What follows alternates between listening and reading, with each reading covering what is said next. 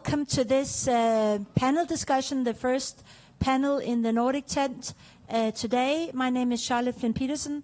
I'm the director of the Danish Foreign Policy Society, and I feel extremely privileged to moderate this panel today, which is on the importance of history, culture, and language to understand the key role for Belarus of the future, for the future of Europe.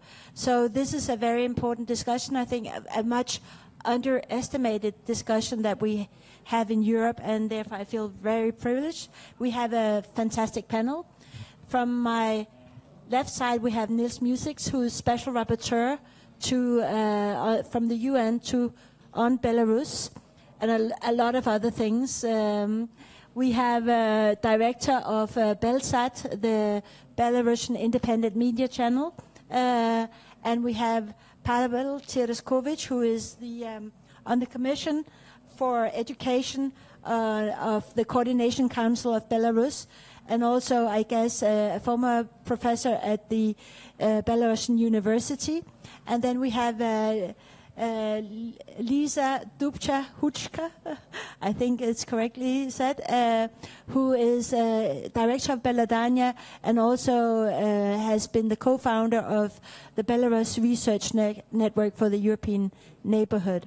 So one of the things that I think we really should understand when we speak about Belarusian cultural and identity is that there's a lot of misconceptions, and some of the misconceptions we'll try to investigate today, and then we'll also try to investigate what are the possibilities for preserving Belarusian culture, language, and identity, and what are the sort of what is being done at the moment to do that, and how is the conditions inside of Belarus for language, culture, and identity. So one of the first speakers in this panel, and to whom I'm really happy to ask on these questions, could you, Pavel Tereskovic, ask us a bit about what are some of the misconceptions and why do they exist on language, culture, and identity of the Belarusian people? Okay.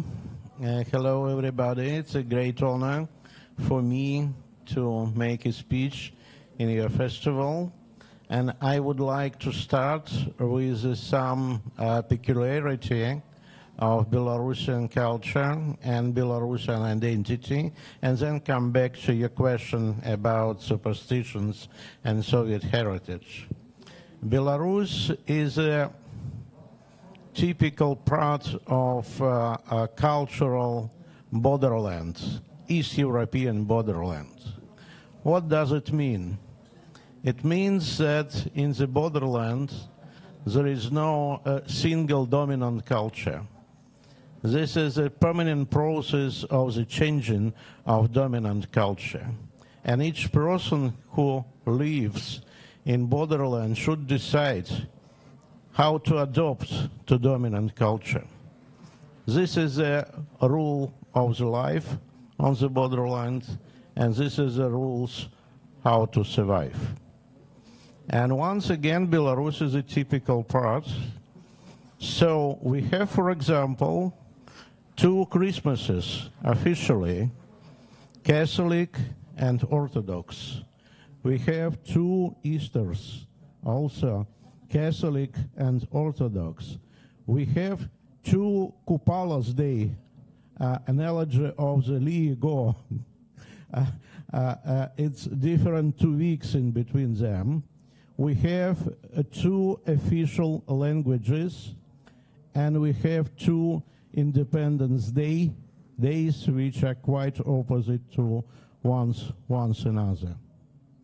In the middle of the 19th century, famous Belarusian historian and anthropologist Adam Kirkor asked some peasants in the suburbs of Minsk about his confessional belongings.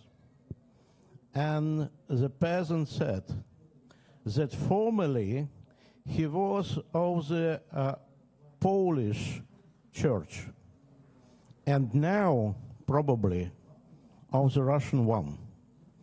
And this probably, in Belarusian, zdaється.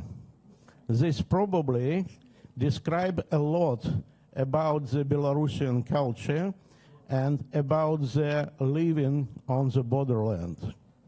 Belarus was Christianized by the end of the 10th century, and Christianity came from Byzantium through Kiev. But at the same time, we have a story about Scandinavian priest Torvald, who Christianized Polotsk slightly before. In the 14th century, when Belarus became a part of the Magnus Duchy of Lithuania, the main part of our nobility became Catholic. In the 16th century, they became Protestant, and by the end of the century, they turned to Catholicism. And in the 17th century, for lower classes was invented typical border religion, Union Church. By the end of the 18th century, 80% of Belarusians were Unionists. But when Belarus became the part of the Russian Empire, Russian authority prohibited Union Church, and by 1839 converted the major part of Belarusians into Orthodox. They heavily pressed on Catholic Church.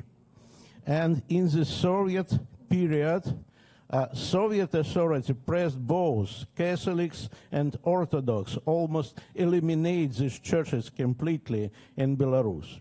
And now Lukashenko attempted to make Belarus a completely Orthodox country. At the same time, less than half of population really religious, and we know quite well that the number of Protestant community much bigger than of Catholics and Orthodox taken together. What does it mean to live on borderland? Timothy Snyder labeled our country as a part of bloodland. This is not only because of the Hitler and Stalin terror.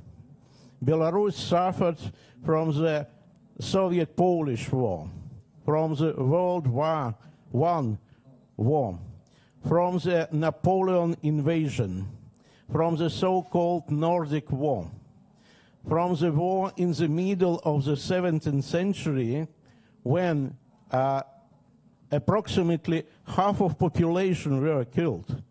And Belarus, as a part of Magnus Duchy Lithuania, was attacked both by Russians and Sweden. There is a historical proverb in Belarus. Стуль москали, а стуль шведы, нема де деться с великой беды. From the one side Russians, from the other Swedes, there is no escape from the great trouble. This is why those peasants said to Adam Kirkor that he is probably of the Polish church.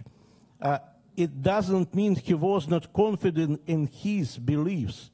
He didn't confident about this strange person, and he tried to guess what is better to say to him. Belarusian national movement started in the beginning of the 19th century. There were at least 3 waves of this movement blocked by the Tsarist authority.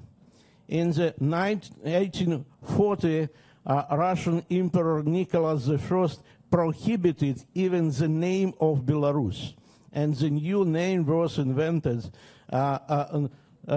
northern part of the Russian Empire.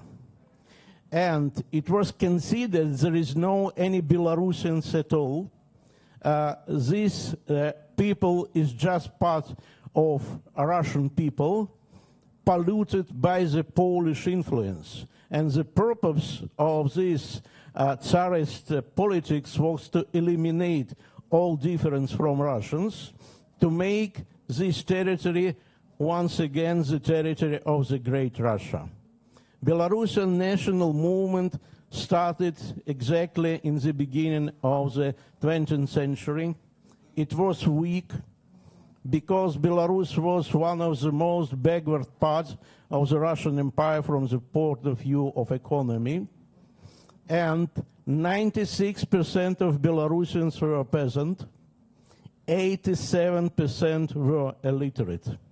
Nevertheless, in 1918, Belarusian national movement proclaimed the idea of the establishment of Belarusian national state, and it was made on the 25th of March of 1918, which is unofficial Independence Day of Belarusian movement even now. In the beginning of the 20s, Belarusian Soviet Socialist Republic was constructed. Of course, it was not separate independent state. It was autonomy in the Soviet Union. But in the 20s, we had our own government, our own parliament, Academy of Science, National Theatre, National Library, National Archive, etc., and etc. It looks like almost like a true national state. But in the second half of the 1930s, there was a period of crucial Stalinist repression. The major parts of Belarusian intellectuals were simply killed. We celebrated each year 29th of October, the day of the shooted Poles. In this day, 132 Belarusian writers were killed by NKVD. Belarus was heavily suffered from the World War II, and after this it was kind of the intellectual desert.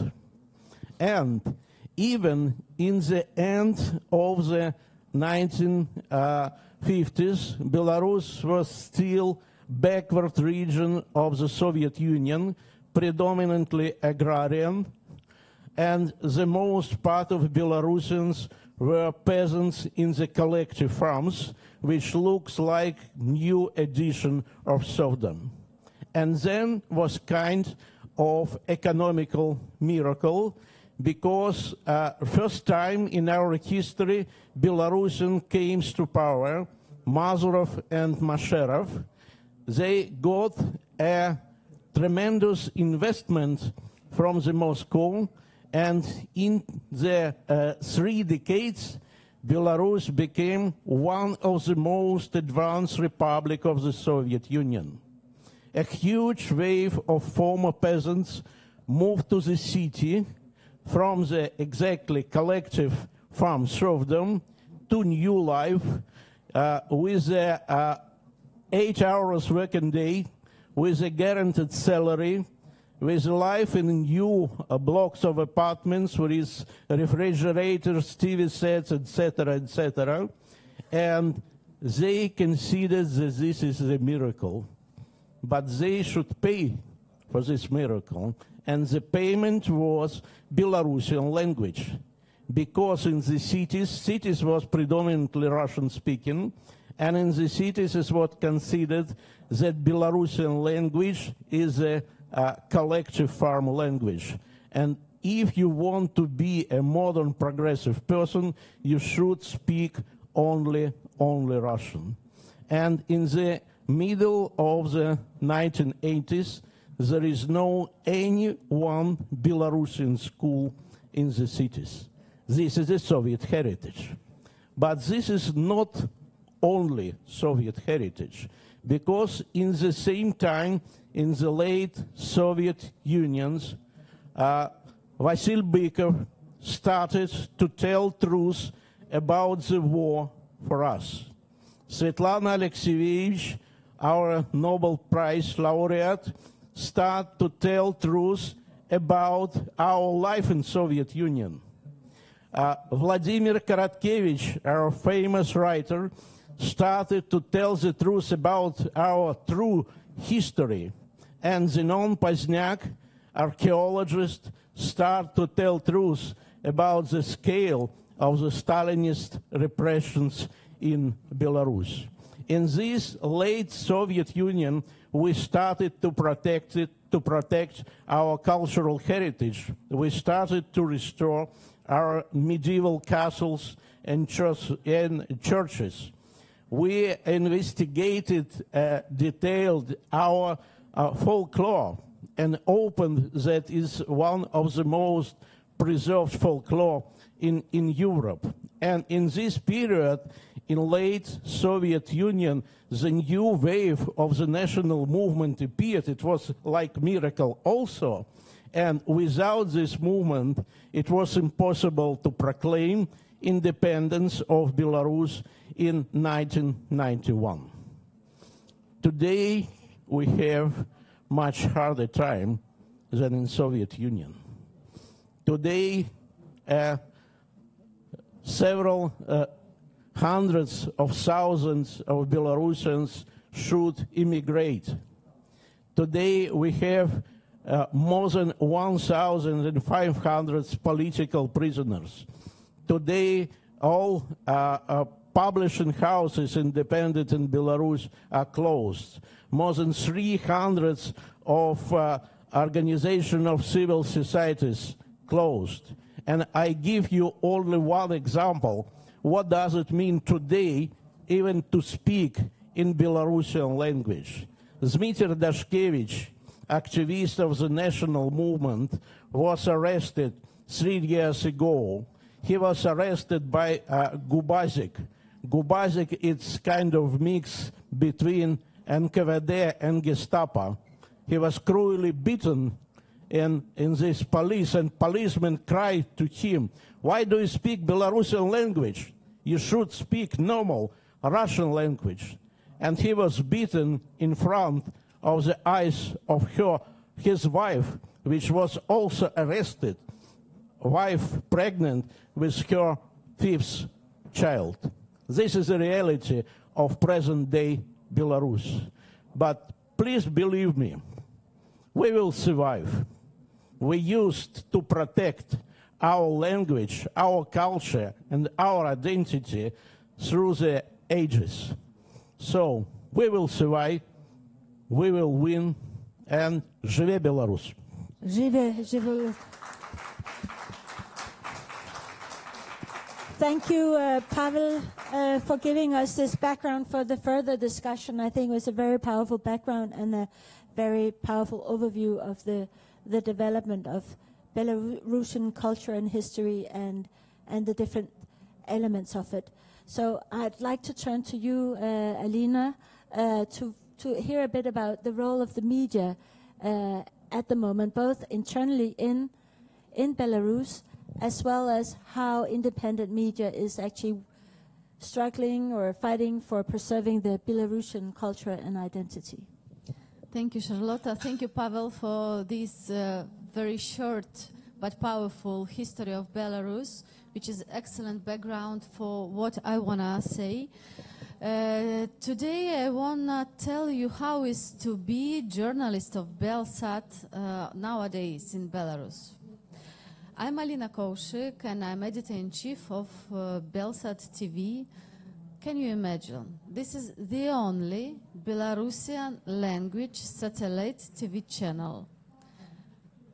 For 17 years, we are broadcasting via satellite, but for all this time, we've been illegal in Belarus. We are based in Warsaw. Our newsroom is in Warsaw, but most of this time, our journalists, they used to work in Belarus. Not now, of course. But we never been legal there because Belarusian authorities never get us an accreditation and never allowed us to work officially. Why? Because they don't like truth. This is simple.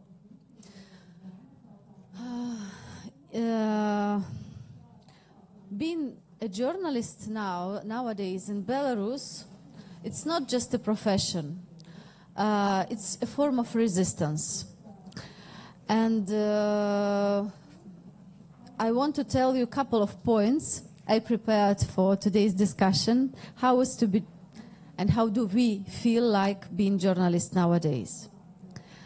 You are a journalist and you are a smuggler of truth.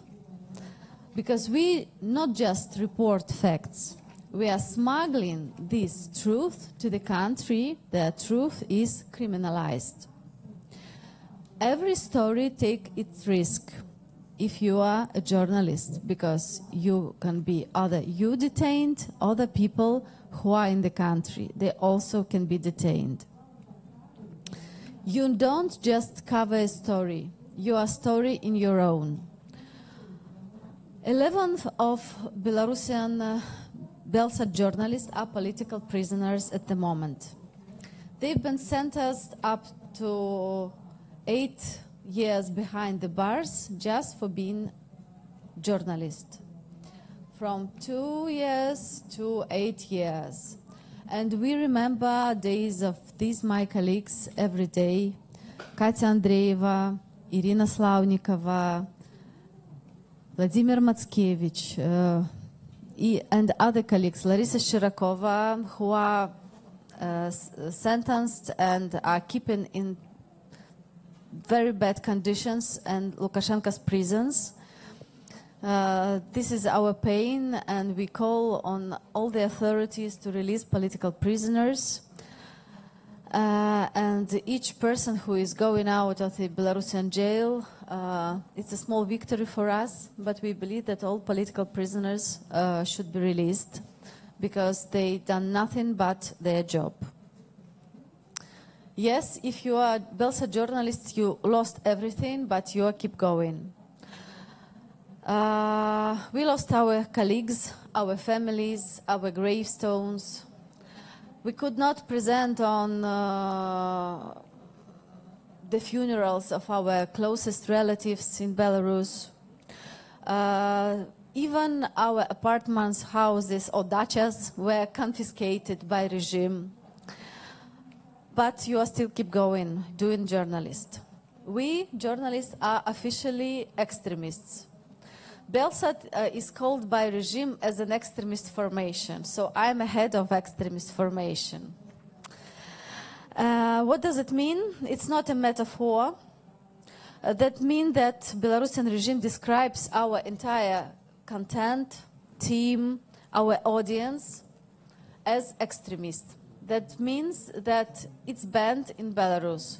You can watch Belsat, but you cannot comment, you cannot like, you cannot share our content. That is, if you do this, you can receive up to 7 years behind the bars just for sharing content. This is how authorities try to minimize our influence. But anyway, we still have 10 channels on YouTube with over 1 million subscribers there. Now Belarus is less than 9 million people, so it's more than 10% of population who are just subscribing other channels, but we know that most of the people, they're watching us without subscription. And moreover, Belsat is available on satellite, and this is the safest way to watch Belsat nowadays. We are not fighting against regime only, but we also fighting against algorithms. You know this magic world, but in this big tech nowadays, this is very important word for all journalists. Because Facebook, YouTube, Instagram, TikTok, they don't prioritize Belarusian language. They are pessimizing our content in Belarusian language. It is much easier to do all these things in Russian language, but we do in Belarusian. Because as Pavel said, language is a part of our identity. And I really believe that if you want to keep our independence, first thing we need to preserve our language and our history. We work in exile, yes. Now we don't have journalists at all in Belarus. All our journalists, more than 200 people, were evacuated in 2020 to Poland. But we still have our hearts in Belarus. So we are fighters. Authorities, they really want to erase a lot of stories, and we are covering these stories. I'm finishing, I know. So, I've got a question for you, dear audience. Please raise your hands who wants to become a Belsat journalist. Work in such circumstances. Thank you so much. We have the only one person. Because Belsat offers nowadays no security, no glamour, no way home, and real risk of prison.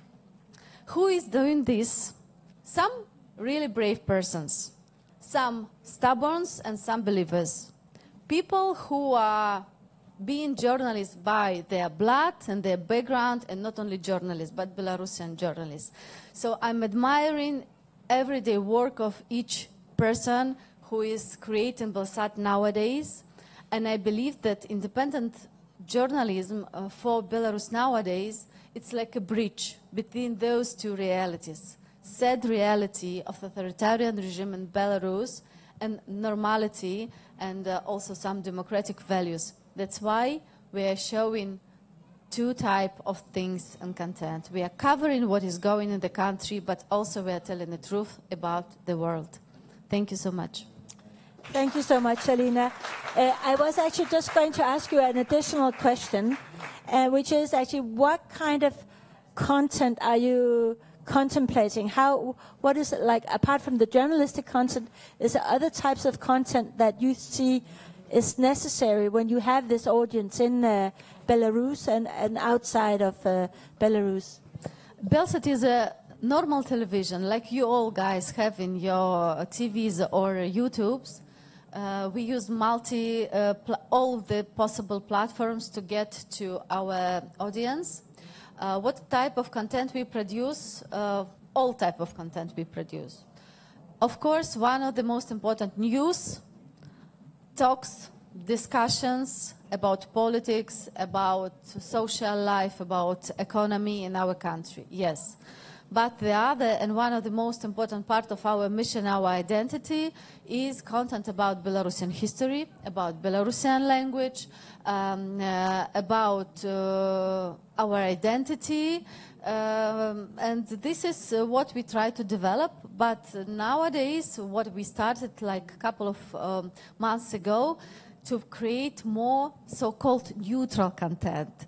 This is very beautiful word. Neutral means that it's not very politicized for Belarusians. So it is normal morning show. It is normal travel show, just to show Belarusians normal life. That normal life is not a politics. But believe me, in Belarus, everything is politics. So even neutral content, if it's on Belsat, everything is politicized.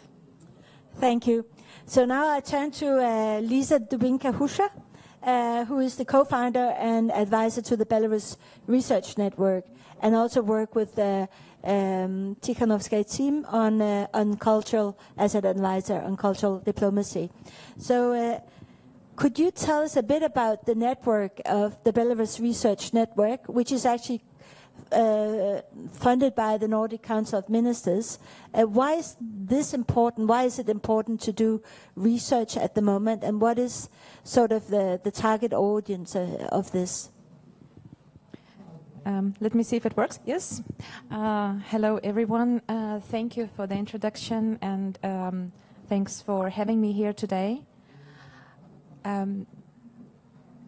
Why is it important to have the network? Well, I think the question is both very simple. We are neighbors. It's geography. But the question is also rather complex, because the very fact that we ask this question presupposes that there might be an alternative to not having a network, research network on Belarus. For me, this question should not exist, because how can we, as neighboring countries, not be interested in each other's culture, politics, trying to explain what is going on? And in fact, it has been like this. It has been like this for many, many years, and we used to live with this illusion that something is happening in Belarus. We have simple answers. There is a regime, and every election is business as usual. But in 2020, things have changed. Personally, my research background, my research focus before 2020 had been on small states, foreign policy of small states, Nordic, Danish foreign policy. I was not really doing research on Belarus. I became a Belarusian researcher after 2020, when living in Denmark, being of Belarusian origin, being a lecturer in international relations and political science, suddenly I was asked to give some answers to those questions that arose in 2020. My Danish colleagues, where they were asked by journalists to give a comment, were pointing on me and saying, yeah, ask Elisaveta, because she might know what is going on, because it was clear it was not business as usual. And I remember the very first coverage in the news about the elections in the morning, August 10th. It was presented like, yeah, now Lukashenko has won elections again, and maybe, you know, we will turn this page very soon. We'll just cover that there was elections and a bit of protest. But we knew that it was not just a bit of protest. It was not the protest that we had seen before. And things have changed dramatically. It was necessary to explain where all this energy came from, what the Belarusians shown the world, what they were trying to show in those peaceful protests. There was a lot of previously unspoken narrative. They wanted to say, hey, we exist.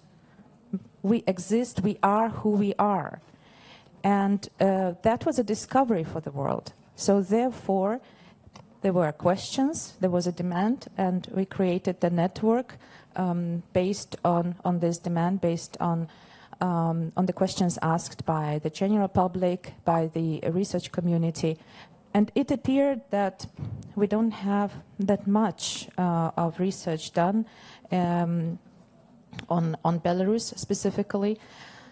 I wouldn't say that there should be specific, I don't know, focus. I mean, researchers, they generally focus on some very specific things, and Belarus can be, you know, a subject of research, but not only as a subject of research. It's also about the exchange between researchers, between the research community. And here, this research network gives a platform for Belarusian researchers to be heard, to provide their expertise, to speak out to the world, and to get also feedback from their Nordic and Baltic colleagues. So it is actually a process of co-creation. And I hope that the network will continue and will grow into something bigger in the future. Since 2021, it has been run officially. And we have partners in Denmark, and I'm privileged that both Charlotte and me are here today because we were the co-founders and one of the core partners in this network. We are privileged that the Latvian Institute for International Affairs is a brilliant partner here in the Baltic states, and we have had wonderful cooperation together. And each year we involve more partners from Nordic and Baltic states. I could continue, and I also have a few things to add, maybe to previous speakers, but maybe you have some questions. Thank you, Lisa. I think one of the things is that we actually found there is a hole in terms of having collected research on Belarus. There are, of course, places in different places, but to have one place where you have concurrently new information about Belarus in English, which can reach an audience outside of Belarus is really, I think, important. And I guess this has also been some of the ideas behind of the network. Yeah, but I think I'd like to go to Niels, and then we'll have the discussions afterwards. So, Niels Musics, could you say a bit about, the role of the UN Special Rapporteur in terms of Belarus, and especially in terms of culture and identity and language? Yes, thank you. First of all, it's great to be on a stage with such excellent speakers, and I guess I'm the only one from Latvia on this. But actually, I discovered recently at the university where I teach, there's actually a course on Belarus taught by Beata, who is a member of the research network. And I was very pleased to find that, just because Belarus is not on everybody's mind all the time, and that a young generation of people are learning about Belarus, I think, is fantastic. Now, my job is a mission impossible. It has existed, this post has existed since 2012. And it is to monitor something that doesn't exist in Belarus, which is human rights. It's to assist a government that doesn't want any help. And it's to have a dialogue with a civil society that has been destroyed. So I'm supposed to do this from outside of Belarus, because the government does not recognize a mandate, it does not cooperate, does not let me in. So I work a lot with the diaspora community. I work with we try to gather as much information as we can and make useful noise at the UN and elsewhere. Now, in the human rights world, cultural rights are in a bit of an orphan position. They are not the first rights that people think about. Usually it's civil and political rights, and then economic and social rights, and cultural rights are usually way down on the bottom of the list. There is a UN Special Rapporteur on cultural rights, and I and my predecessors have touched on cultural rights in our reports, but it's usually not the first thing that we talk about. We talk about the overall context of repression, which to me is quite striking in Belarus. I've done human rights monitoring in 47 countries, and I've never encountered a country that spends so much time, resources, and energy on screwing people. It has a long memory, and it has a huge geographical reach. There are still people who are being punished now for things they did 5 years ago. And people who are abroad, like our colleagues here, are also under risk of being persecuted. Did some work on trials in absentia of people. So they are tried even though they're abroad. Their property is confiscated, and they are faced with many difficulties and obstacles. In terms of cultural rights, I mean, I'm presenting a report next week, actually, at the UN, and in that report, I talk about the overall context of repression, and I do talk a little bit about cultural rights. I'll just mention one sentence. I talk about the repression and unjustified limitations on freedom of expression in the cultural sphere, including the arbitrary detentions and prosecution of actors, the designation as extremist of artistic output and media output, of course, and the cancellation of concerts and music festivals. We also criticize the compulsory re-registration of religious organizations. So it's something I touch upon in the broader context, but for my next report a year from now, I'm supposed to present 2 reports a year, one to the Human Rights Council in Geneva and one to the General Assembly in New York. And I'm already working on the General Assembly report. But for next year in the Human Rights Council, actually I want to focus in on language, history, religion. What is it that is distinctive about Belarusian identity? What makes it unique and distinctive? So this will be the focus of a report from here. So I will not just be covering it in passing, but I hope to go into depth and to work with all of you in the exile community to make sure I get it right, and that I can draw attention to discrimination on the basis of language, to the repression of culture and language, to the many political prisoners who are in prison for their cultural output. So this is something that I will be working on more and more. It's something that we've covered until now, but as I said, it's been in a bit of an orphan position. Thank you so much, Niels. I think that's a very good point of departure, and I guess also a very good point of departure for you, Alina, in terms of covering the work of Niels in Human Rights Council and in the General Assembly. But I think I'd like to return to you, Pavel, because as I see it, there is a direct line between, you could say, the war in Ukraine and the attack of the Russians on the, you could say, the Ukraine culture, and the saying that, Russia is Ukraine, and the same, as well as you could say, the attacks on the Russians, or the Lukashenko actually, on the Belarusian culture and identity. So do you see any lines, or am I over exaggerating this as sort of a genocidal element to it? Yes, it's really true, and the direct aggression of Russia, full-scale aggression to Ukraine, led to the enlargement of the activity of so-called Russian soft power institutions in Belarus now. For example, Россотрудничество, it's official Russian organization to work with Russian culture, Russian language, etc., usually has no more than 2 branches in the foreign countries. In Belarus now, 5 representatives in the capital and in the major cities. And there is no problem with the Russian language in Belarus completely, but they work with our youth, and Россотрудничество increased the number of scholarships for Belarusian youth to study in Russian university in the last 4 years in 18 times. Last year, they provided 1,300 scholarships for Belarusian youth.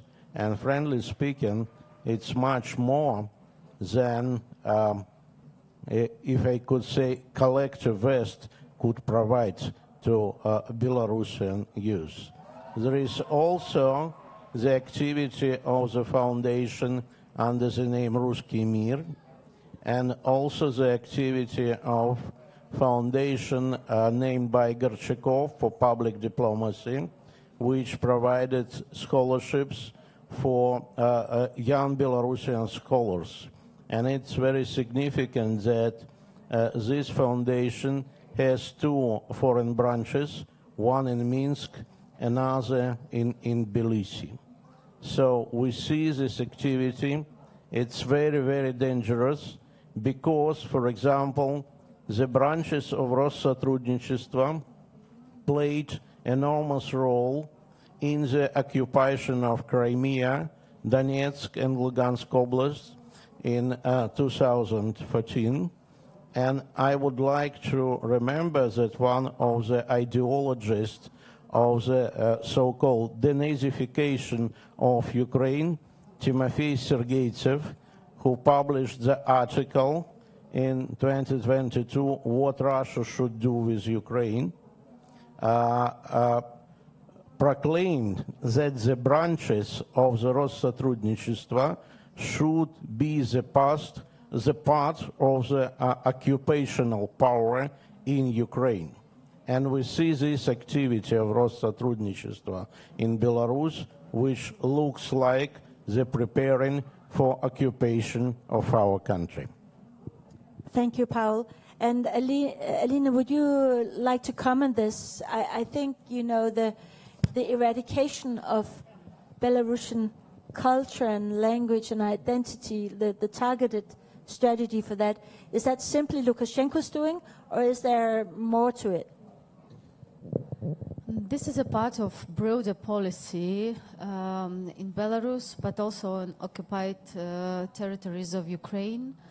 And I just want to add to what Pavel said, that for the first time this year, more young Belarusians went to study to Russia than to study to Western universities. And I think this is a very bad signal for all of us, for future elites of Belarus. If our best, most bright mind are going to study to Russia. It's not easy now to get to Western universities. It's not just an issue of scholarships, which number is not that great, but still you need to have TOEFL test or any other test on your language knowledge, which is almost impossible now in Belarus. You need to go out of Belarus to get this test, but to get out of Belarus, you need to have visa. And then to have visa, you need to say why you need this visa. So this is like a real quest to get to Western universities. But anyway, Pavel in Coordination Council in the Commission of Education and Science is helping. Transitional United Cabinet of Tikhanovska is trying to do what we can. But anyway, these situations seem to be more and more tough for all of us.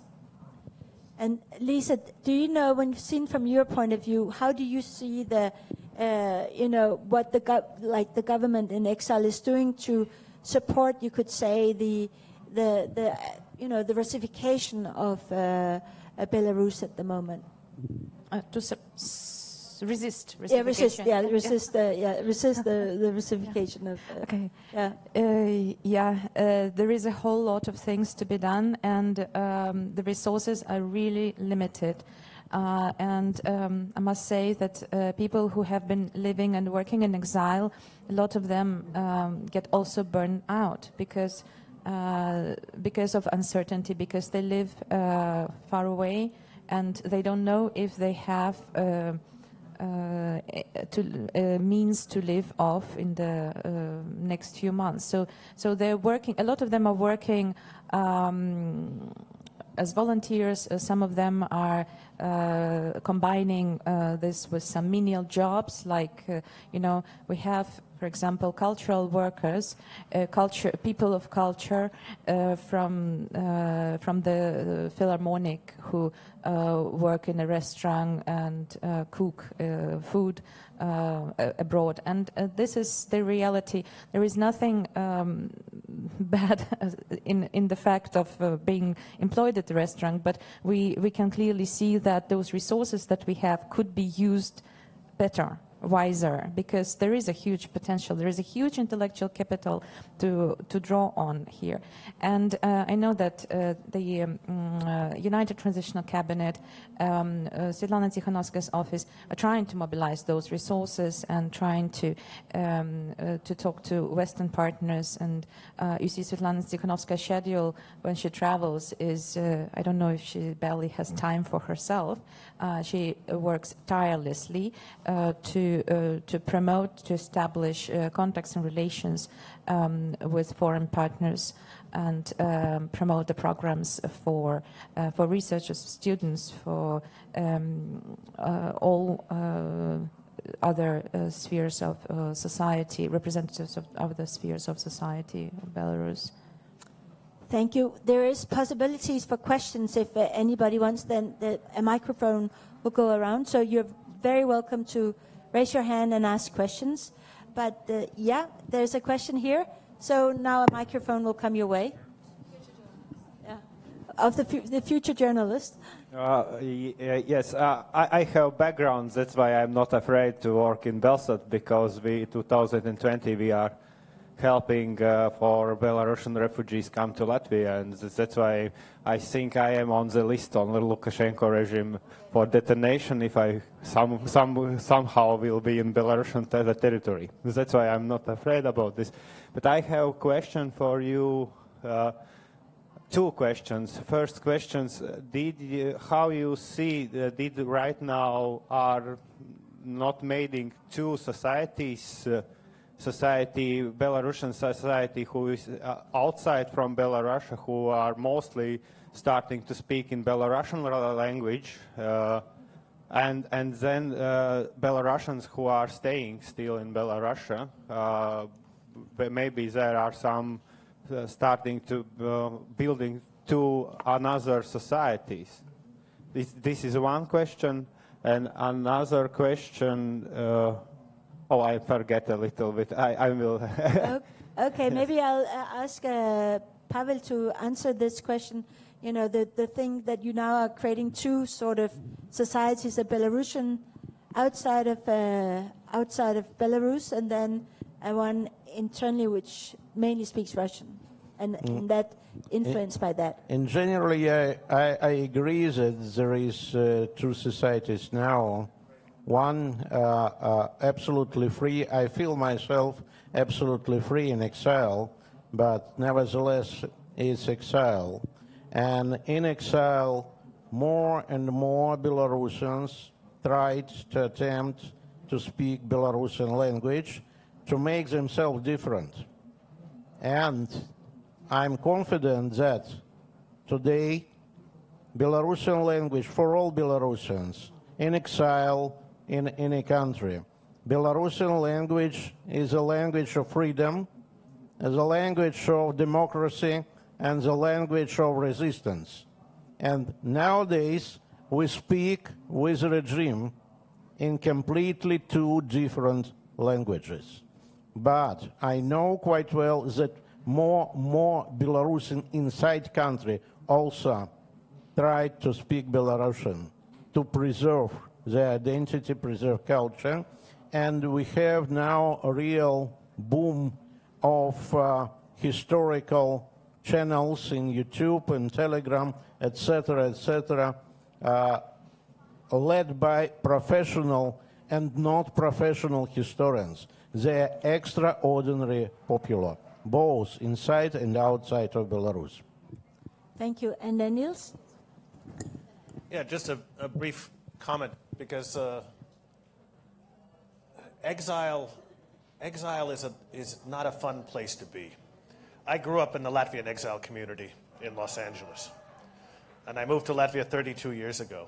And when I meet with the Belarusian diaspora, I hear echoes of my youth. And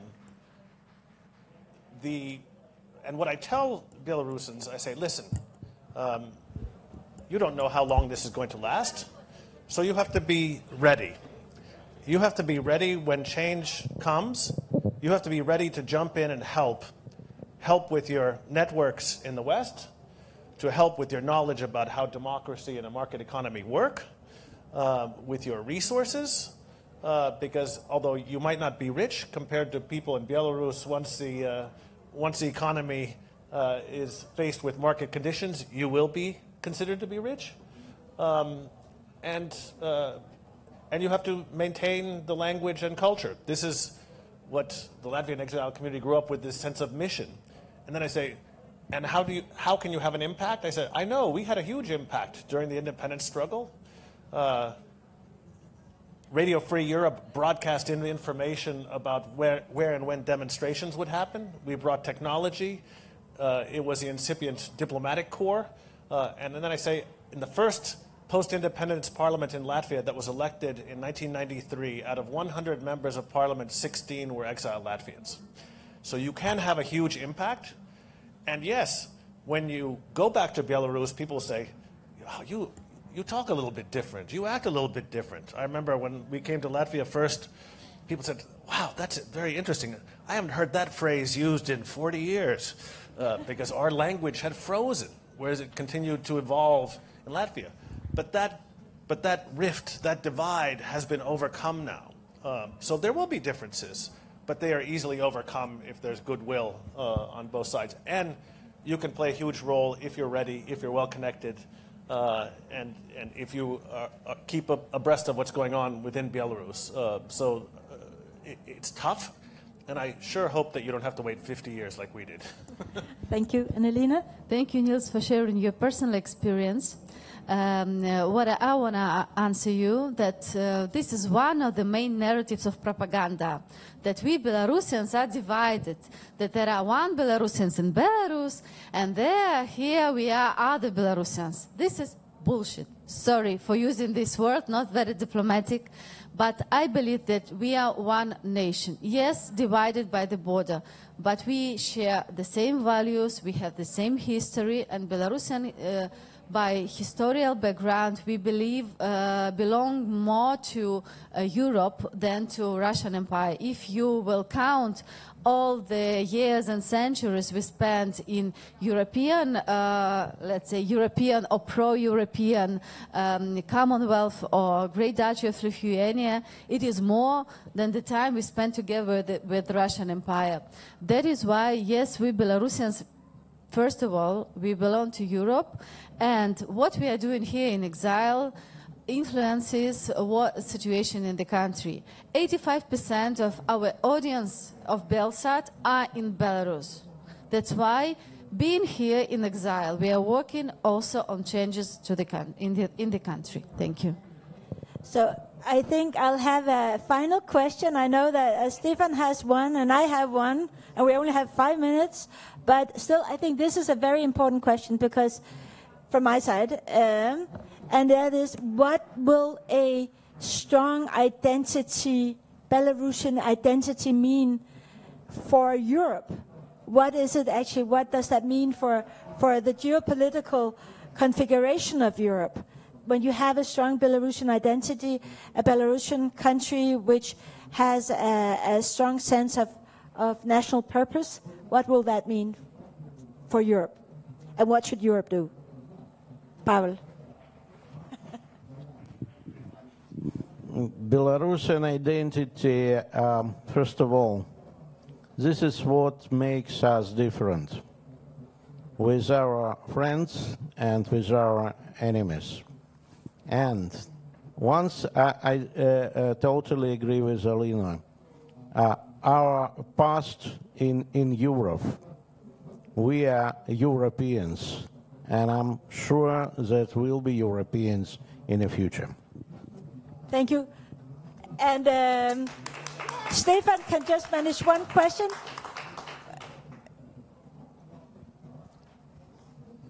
Yeah, I'm Stefan Eriksson from the Nordic Council Minister's Office. I wanted to ask if the position of Belarusian language is strengthening despite all the difficulties, but Pavel also already answered that. Is this happening? And that is also my sense. But I have a question. When I was living in Belarus, I was surprised to learn that many of the people that I met that spoke Belarusian, people that I really respected, it turned out that they had originally grown up speaking Russian, and they reached a point when they decided to change. And I don't know if any of the Belarusians in the panel would like to share. Have you also had these moments?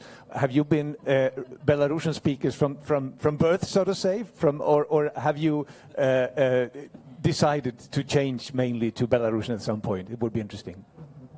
Okay, I will be quick. Yes, this is my case. My family is Russian-speaking. My father was an officer in Soviet Army, so we used to live in Kyrgyzstan. We used to live in Eastern Germany. So whenever, then we go back to Belarus, and I first started to learn Belarusian language in fifth class of primary school. So it was something exotic, but okay, yes, I've learned this. And then I used to have a couple of Belarusian speaking friends, so I was like bilingual, let's say. And then I have my son. I decided that I want him to have his real mother tongue, Belarusian language. That's why it was my last drop to become totally Belarusian, and also Belsat. I was a journalist at Belsat, and for me, this absolutely changed my point of view on what we are doing. So these 2 points, Belsat and giving born of my son. Thank you so much. I'm so honored to be. Also, Lisa had a final comment. You have 1 minute. Yeah, sorry. I wanted to add just one comment about the Belarusian European identity. We have so many myths about us, and also including this identity of borderland, in a way something imposed to us so that we accept it and we live, and it's like we are told, okay, you are handicapped, you have to live with that, and we accept it. But in fact, In fact, we are normal, healthy, functioning people that can get rid of this complex of identity as seen from someone else. And just to give an example, in the 16th century, a Russian priest was visiting the Belarusian lands, and he made a comment. He observed what the Belarusian society looked like, and he said, they have Orthodox and Catholics and Protestants living side by side. They marry each other. They have children, sometimes without being married, and they sit in the city councils together. Orthodox, Catholic, Protestant, also Jews. Jews. That was his image, and his conclusion was, and his appeal to the government, Russian government, was, we have to do something about it. It's critical. And they don't, they drink beer, and they don't, they go to church, but they're not so religious as, Does this remind you of us today, somehow, Europe today? And I think that's what we were. So we are not reinventing anything. Yeah. We just thank you, go back. Lisa. I have to close now because we have a live stream. Thank you, Lisa. Thank you, Pavel.